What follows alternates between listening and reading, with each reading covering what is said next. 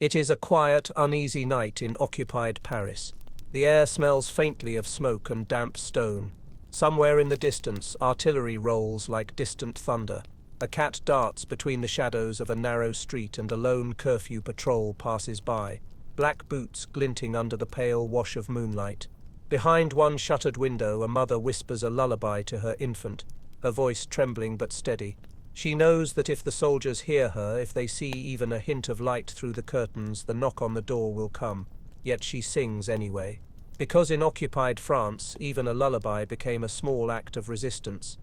When the German army marched into France in the summer of 1940, few could imagine how long the night would last. The swift defeat, the signing of the armistice, and the division of the nation into occupied and free zones all happened in a matter of weeks. But the years that followed, those long grey years of occupation, moved slowly.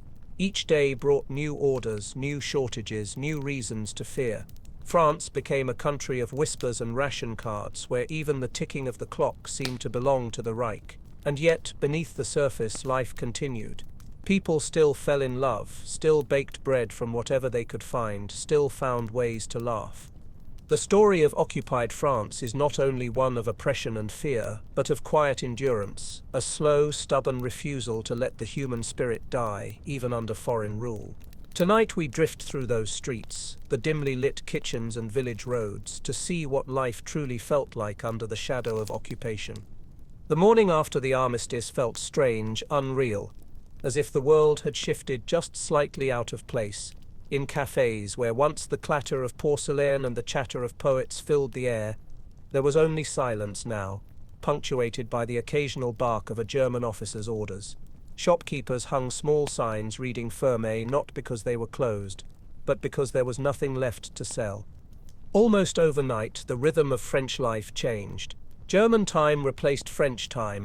The clocks were moved 1 hour ahead, a small but symbolic gesture that made the dawn come later, the night fall sooner. Even time, it seemed, was to be occupied. On the walls of every city and village, posters appeared in thick black Gothic script, Achtung, verboten, warning against weapons, radios, even rumors. To speak too freely, or to listen to the wrong frequency, could mean arrest. In the north, the German flag hung heavy over town halls and railway stations.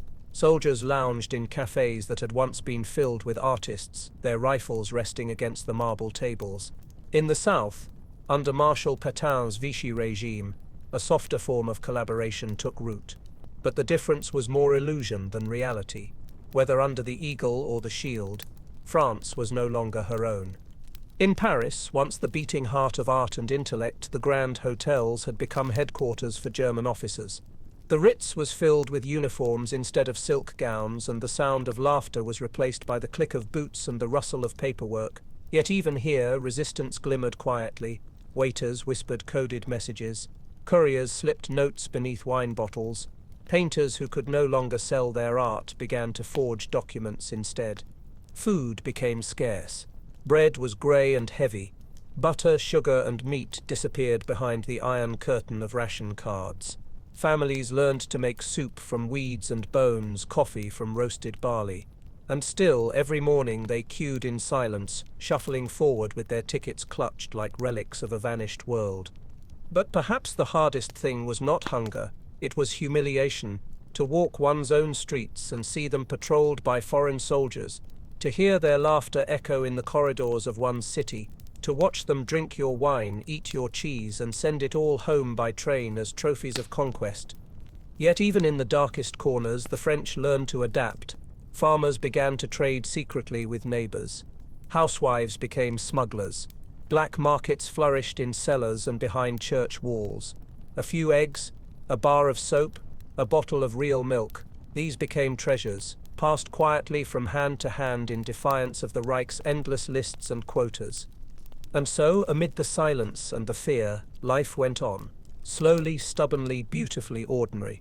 Children still played in the alleys when the soldiers weren't watching.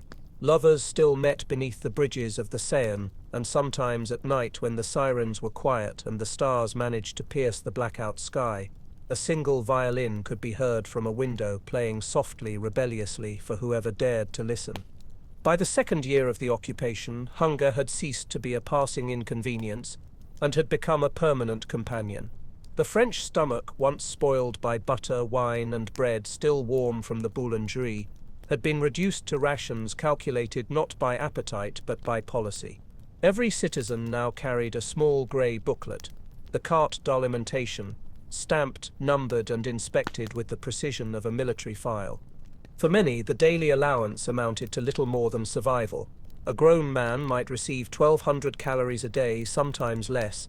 Children were given watered milk if any could be found. Housewives learned to stretch a handful of lentils into a week's worth of soup, or grind roasted acorns to make a bitter substitute for coffee. There were days when even the rats in the alley seemed to eat better than the people who lived above them. Yet despite the scarcity, the French found a way to create small miracles out of nothing. A farmer in Burgundy would secretly save an extra egg for the schoolteacher's child. A baker, short on flour, might slip a half loaf to an elderly neighbor when the patrols weren't looking. The black market, that shadow world of quiet barter and whispered trades, became not merely a place of greed but of survival. It was said that you could find anything there, a lump of butter, a bottle of brandy, even a piece of chocolate, if you knew whom to trust and what to offer in return. Meanwhile, the German soldiers ate well. Their ration lines never seemed to shorten. Their supply trains never stopped. They marched through French towns with satchels full of cheese, tins of sardines, bottles of wine taken as easily as breath. For the locals, the sight of those well-fed faces was a daily humiliation, a reminder that the conqueror did not starve. As the months passed, resistance began not with weapons but with quiet refusals. A farmer who hid his grain, a mother who refused to send her son to work in a German factory, a printer who forged ration coupons late into the night. These were the earliest seeds of rebellion, planted not in speeches or slogans but in small acts of defiance. Then came the service du travail obligatoire, the forced labor decree. The Reich, drained of manpower, demanded workers from its occupied lands. Posters appeared overnight on walls and railway stations, cheerful Frenchmen in blue overalls smiling under German banners. Travailleurs en Allemagne pour libérer vos prisonniers. Work in Germany, the posters promised, and your captured countrymen will come home. But the truth was different.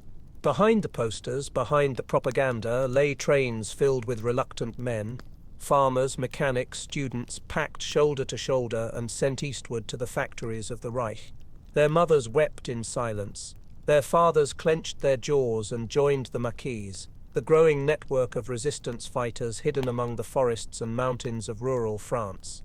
The maquisards were not soldiers by training. They were teachers, bakers, carpenters, men too proud to serve the enemy and too desperate to remain idle.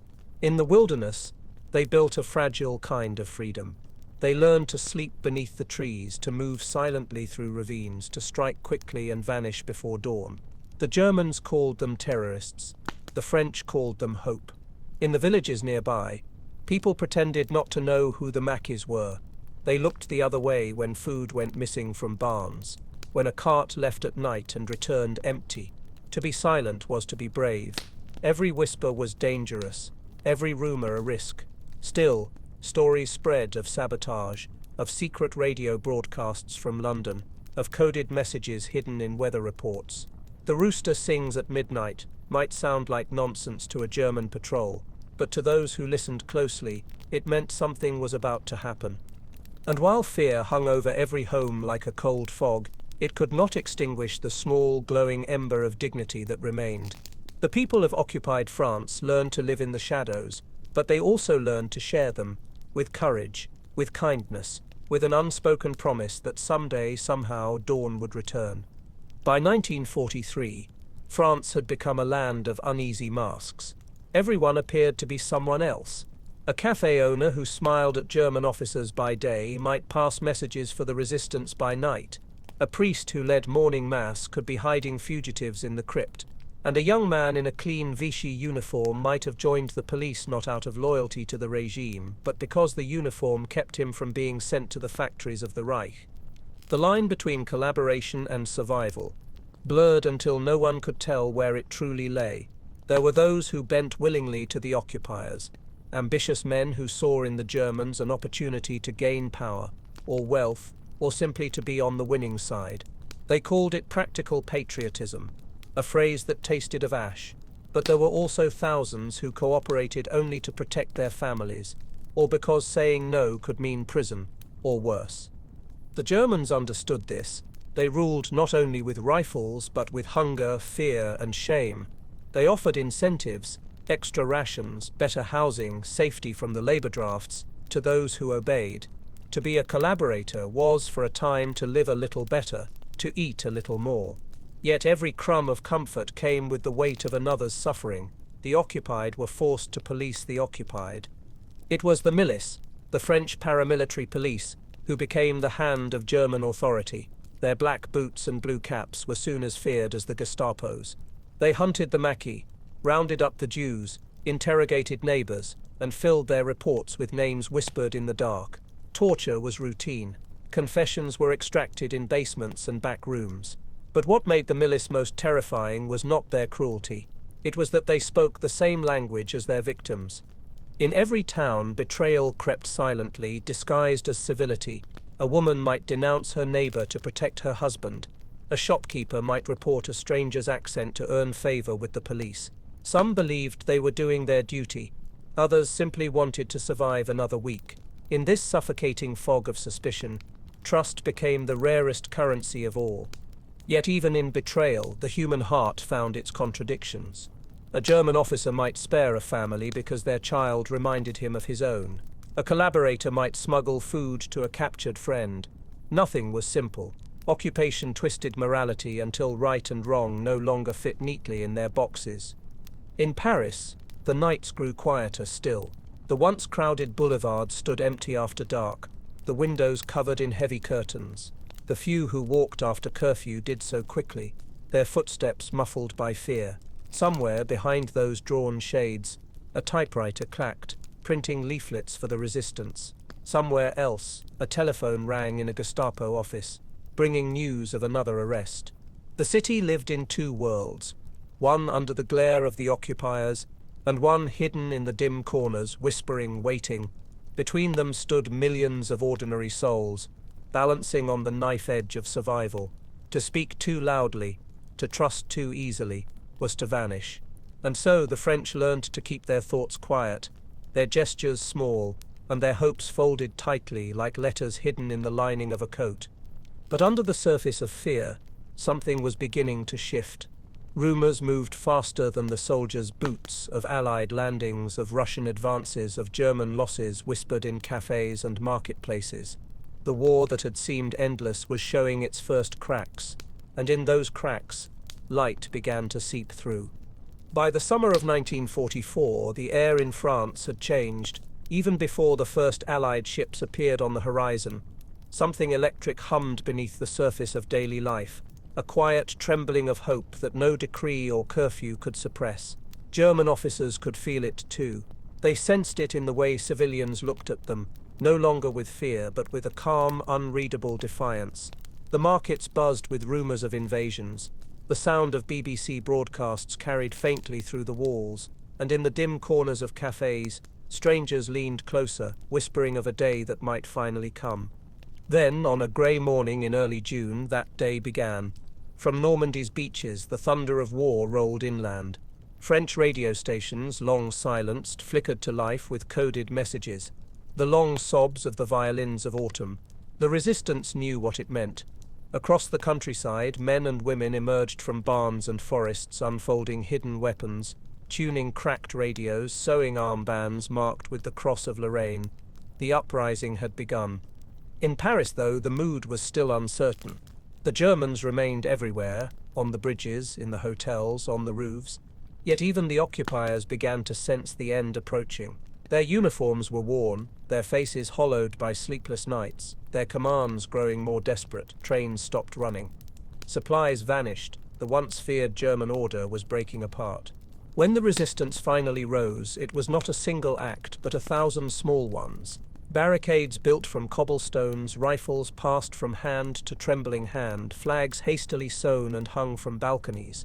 In the narrow streets, young men and women fought side by side, armed with little more than courage and old hunting guns. They fought not for glory, but for air, for the right to breathe freely again in their own city. The days that followed were chaos. Gunfire rattled through the boulevards. German tanks rolled over the bridges of the Seine, their treads grinding against the stones like thunder. But every day more Parisians joined the fight. Policemen switched sides. Workers went on strike. The bells of Notre Dame rang out over the city, not for mass, but for rebellion. And then, on August 24th, word spread like fire through the streets. The Allies were coming. General Leclerc's armoured division, the 2EDB, was advancing on Paris. The people poured out of their homes waving tricolour flags that had been hidden for years, cheering until their voices broke. By the time the first Free French tanks entered the city, the Germans were already collapsing. The swastika that had hung from the Eiffel Tower was torn down, replaced by the blue, white and red of a free France. But liberation, though glorious, carried its own shadow. For every joyous embrace there was a reckoning. Collaborators were hunted, tried, and in some cases executed without trial. Women accused of consorting with German soldiers were dragged into the streets, their heads shaved as the crowds jeered. Justice and vengeance mingled in the summer heat, and the line between them blurred as easily as it had during the occupation itself. Paris rejoiced, yet it also grieved. Too many were gone. The resistance fighters who never came back from the forests, the families who vanished into camps, the nameless dead buried beneath the rubble of bombed villages. The city, once the jewel of Europe, stood scarred and hollow, but alive, and in the quiet that followed the gunfire, the French learned to live again. They returned to their work, rebuilt their homes, and buried their dead. The baker reopened his shop. Children played once more in the courtyards. The curfew was lifted, and for the first time in 4 years lights glowed freely in the windows of Paris. Music drifted again from open cafes. Laughter filled the streets. Fragile at first, then stronger. The night had finally ended. Yet even freedom carried the memory of darkness. The scars of those years ran deep, not only in the ruined buildings, but in the hearts of the people. For though France had been liberated, she would never again be quite the same. Those who had survived would carry within them a quiet knowledge that civilization is a fragile thing, and that courage is often found not on battlefields, but in kitchens, barns, and whispered promises between ordinary souls who refused to give in.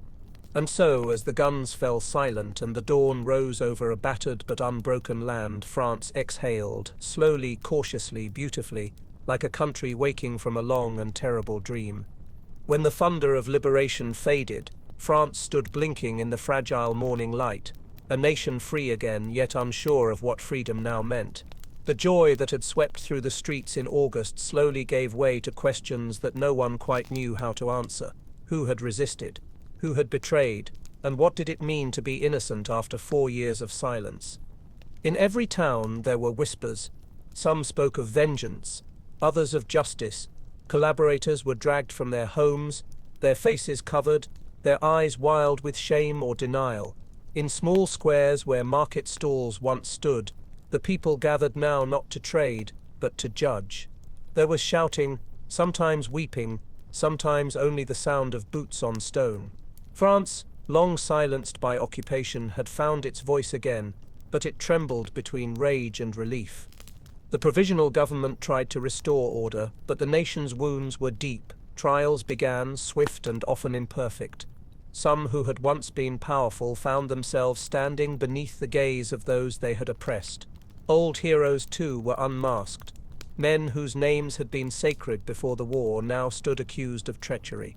Others, unknown and forgotten, were revealed as quiet saviors, having risked everything to save a stranger or hide a neighbor. In the countryside, the villages scarred by massacres remained eerily silent. Burned walls stood like skeletons in the sun, and mothers wandered the ruins searching for fragments of memory.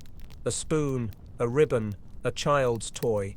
The land itself seemed to hold its breath. Those who returned from captivity or exile walked home through ghostly roads, unsure if anyone was left to greet them. Yet amid the grief, life crept back in gentle, ordinary ways. The baker reopened his shop, kneading dough with hands that had not touched flour in years. A farmer repaired his fence, his children running through the fields where tanks had once stood.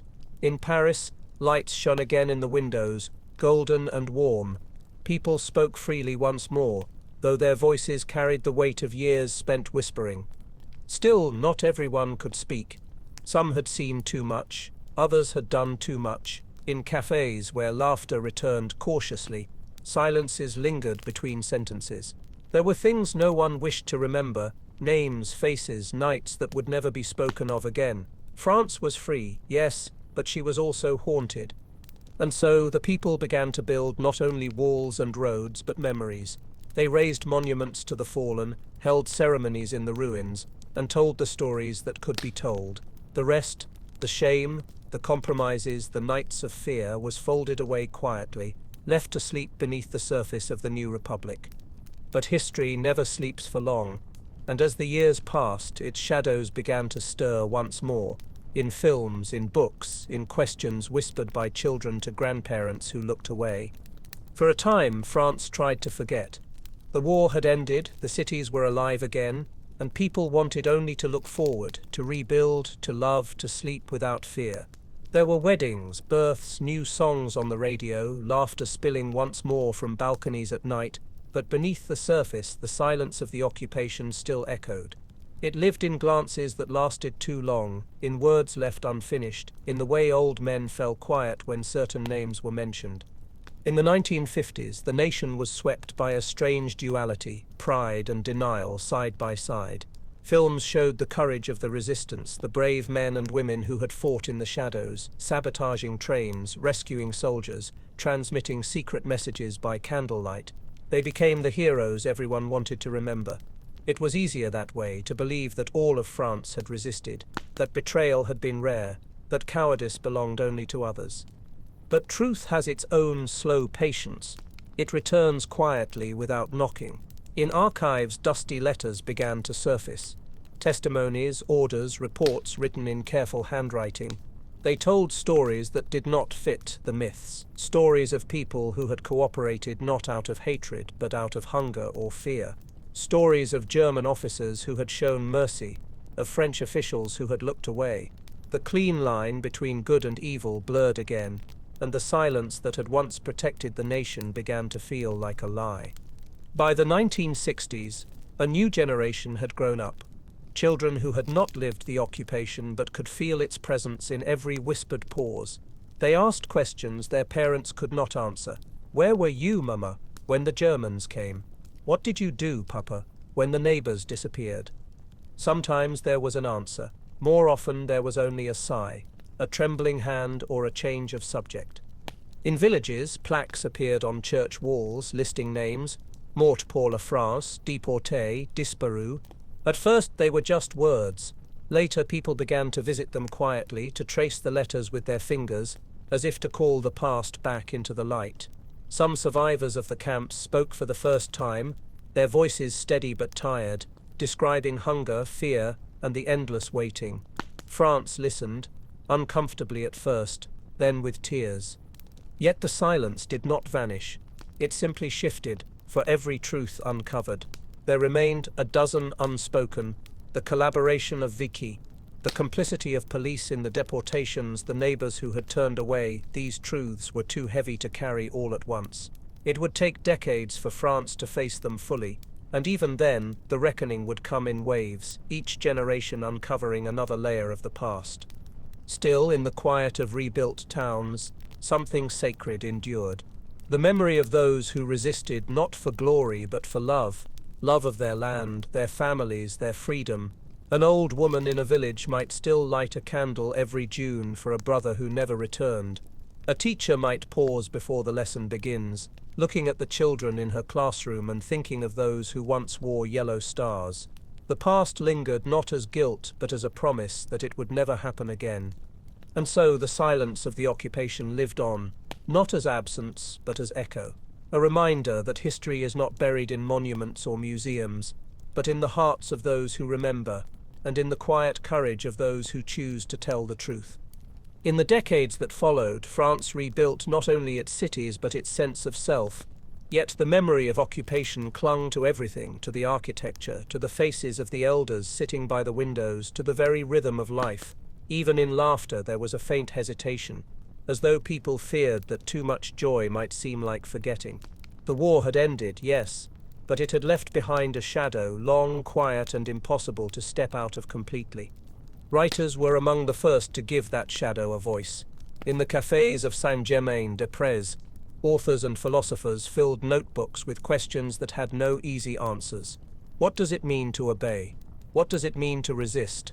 And what happens to a soul that survives by silence? Jean-Paul Sartre, Simone de Beauvoir, Albert Camus, all wrote of freedom and responsibility, not as abstractions but as wounds still tender.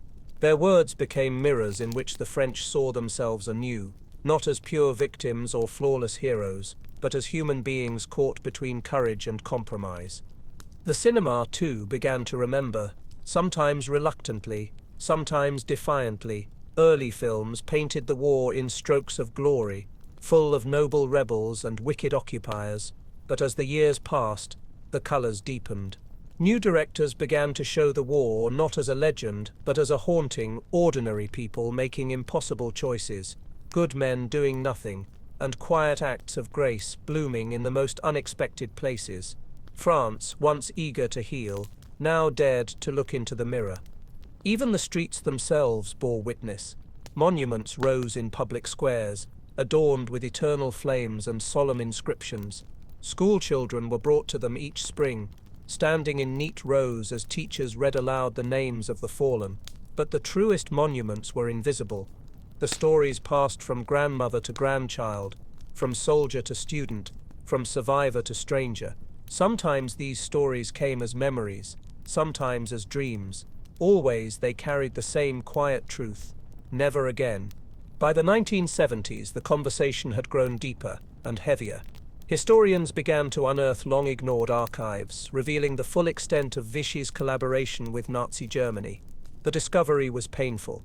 Many who had grown up believing in a France of pure resistance now faced a more complicated reality. The nation that had once been occupied had in some ways helped to occupy itself. Yet this revelation, though bitter, marked a new kind of courage, the bravery to face one's own reflection without flinching. In art, in literature, in film, the occupation became not just a historical event but a lens through which to understand the fragility of morality itself. It taught France that freedom was not guaranteed, that even the most civilized society could slip quietly into obedience if fear was strong enough and conscience too still.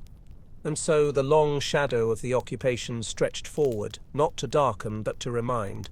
It lingered in the way France guarded its liberty, in the solemn weight of its national ceremonies, in the careful preservation of ruined villages like Oradour-sur-Glane, where time itself had stopped on the day of the massacre.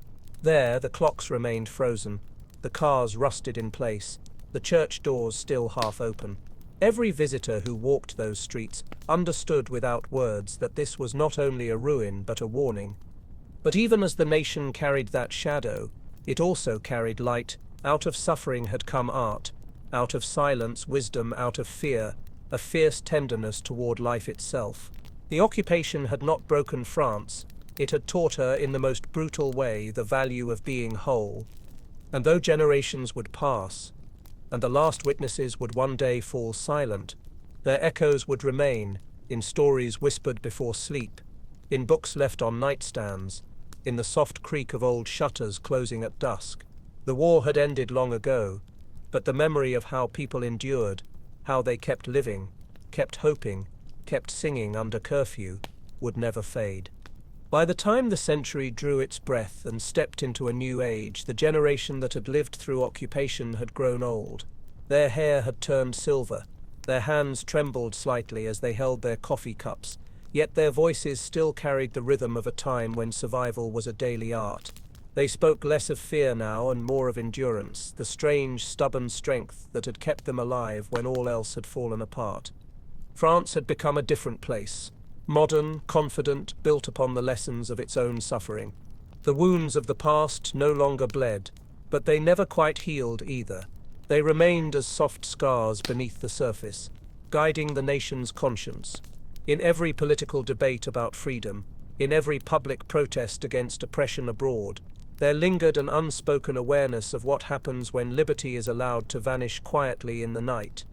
The European project itself, the treaties, the alliances, the slow weaving together of nations once divided by war, was in its quiet way a response to that memory.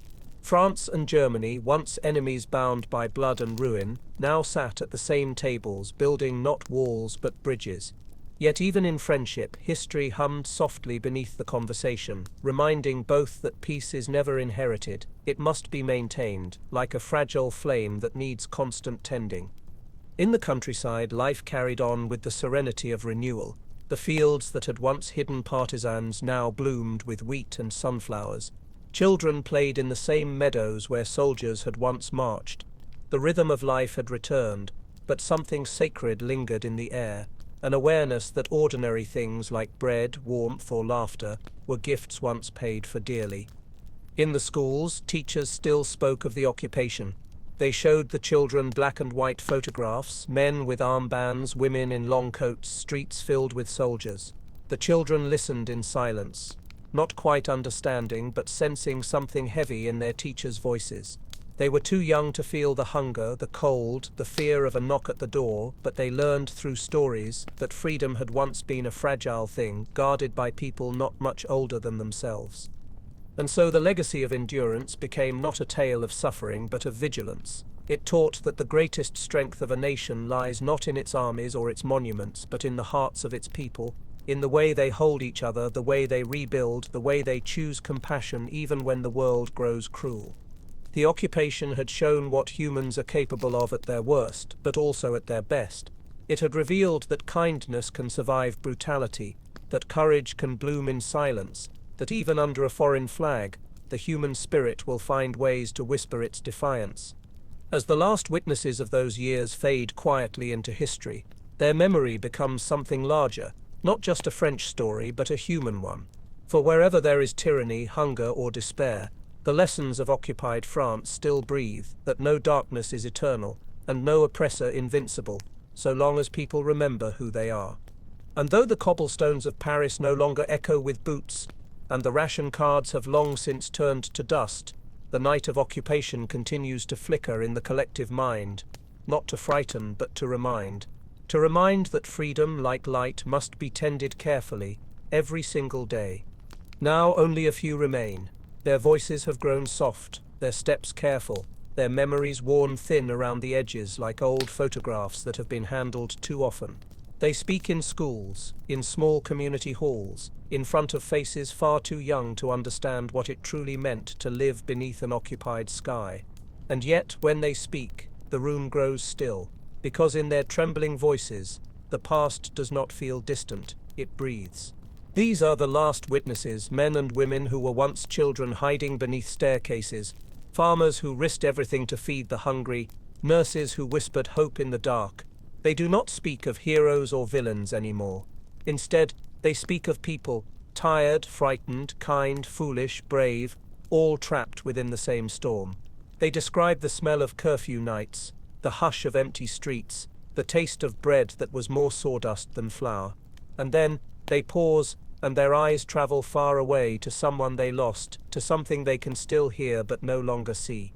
Some of them bring small things to show: a faded ration card, a resistance badge, a photograph folded so many times it seems made of cloth. They lay these artifacts on the table as if setting down small pieces of a vanished world. The children lean forward, wide-eyed, and in that moment the gulf of time closes, one heartbeat to another, 1943 to today. But for the witnesses, telling is not easy. Each story costs them something. Some nights they still wake from dreams where the sirens wail again, or where the knock comes at the door and the air smells of rain and fear. They have carried this weight for a lifetime. The knowledge of how easily peace can be stolen, how quickly cruelty can become ordinary. And as they age, the fear that haunts them most is not of death, but of forgetting, of the day when there will be no one left who remembers what it felt like. So they keep talking. They tell their stories again and again, in classrooms, in interviews, sometimes to empty chairs. They know that words are fragile things, but they are all that remain when they speak. It is not to seek pity, but to pass on something invisible and sacred, the fragile thread of memory, the quiet warning that the world must never grow comfortable again with silence. Some evenings, when the talks are over, the old witnesses step outside and pause beneath the open sky. The world is peaceful now, children laughing, lights glowing freely in windows, a dog barking somewhere down the street. It is everything they once dreamed of when the world was grey and cold. And yet as they stand there, they can still feel it, the shadow of the past lying softly behind them, not menacing but watchful, like a presence that will never leave completely. They do not resent it. They understand that memory, like light, must have shadow to survive. Without it, the lessons fade. Without it, history repeats. So they carry their memories like lanterns, small, flickering, but enough to guide others home. And somewhere, in a quiet French village, in a classroom filled with the hum of life, a child will hear their story and imagine, just for a moment, what it must have been like to live in that other France, under curfew, under fear, yet somehow still under hope. Because in the end, that is what endures. Not the war, not the occupation, but the hope, fragile, ordinary, undefeated, that somehow, no matter how long the night lasts, morning will always come. There comes a time when memory softens, when the sharp edges of grief turn gentle, and what remains is light. In France, the war has long since faded into history books and photographs, yet its presence still hums quietly in the rhythm of daily life, in the morning bells that echo through old towns, in the scent of fresh bread rising from small bakeries, in the sound of laughter drifting over cafe terraces, where once there was only silence. The occupation is gone, but its shadow has become something else, a kind of reverence for the ordinary. Every dawn now feels like an act of faith. The same streets that once trembled beneath marching boots are calm beneath the footsteps of children walking to school. The same bridges that once bore tanks now carry bicycles and lovers holding hands. Life, after all, has a way of returning, gently, persistently, as if the earth itself refuses to remember only pain. And yet, the past is not forgotten.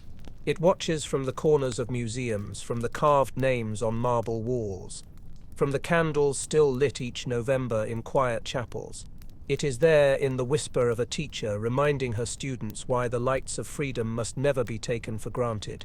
It is there in the stories that grandparents tell at twilight, when the air smells of rain and the radio hums softly in the background.